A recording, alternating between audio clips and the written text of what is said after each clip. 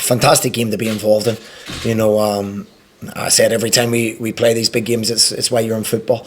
Be a big atmosphere, big crowd, live on TV against a very, very good Rangers side. I don't think there's any advantage when you look at the level of players Rangers have and the players they have on their bench that can possibly come in. Defoe replaces Morelos or vice versa. Got that all over the pitch. That's why they are where they are and doing so well in Europe. So no, there'll be no European hangover no matter what. I think we played very well. I think we were set up well. The boys carried out what we wanted. We played a little bit on the counter attack, which isn't how we usually. We press high. We have a real high energy to our game. So you need a little bit of a mix against Rangers. They're going to dominate possession at times, and you do they leave gaps, they leave themselves 2v2. So whether we can exploit that, that. We need everybody in the top of their game on the day, and if we get that and we have people playing at the top of the game, then you never know. I think it's different every game. It depends the availability of players. It depends where you are. We went to Rangers last time on the back of a defeat. We're going into the game on 3 wins and not conceded a goal, so we know that it's a level up again, and we're doing a lot of things right. How we actually play and how we go about it doesn't really change.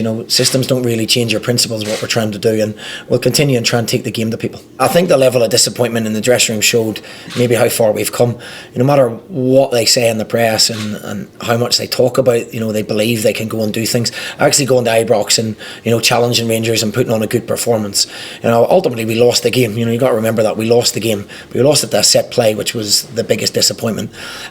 We had, I think, 11 players right at the top of the game on that day. So make no mistake, we need 11 players and maybe more when subs are made to be right at the very top level of their game to get a result. I think sometimes after a result you can get carried away, and we make sure we don't. We analyse it, and I genuinely believe there's probably 80-90% of the players here can improve again.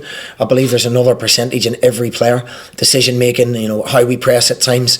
I think everybody can get better at it, and that's everybody. The staff, we're all looking to improve all the time, and if you ever rest on your laurels, then I think you stand still. And with the age of the squad and the young boys who are up and down like yo-yos, I'll take James Scott. He was superb against St. Mirren. He wasn't brilliant on Saturday, but he still tried to do the right things, still tried to get in the right areas and take people on. And then wide players will be up and down, the forward players will be, and if we can get even more consistency to our game, I think we'll improve even more. We've got a level of consistency now which perhaps we were a little bit more up and down.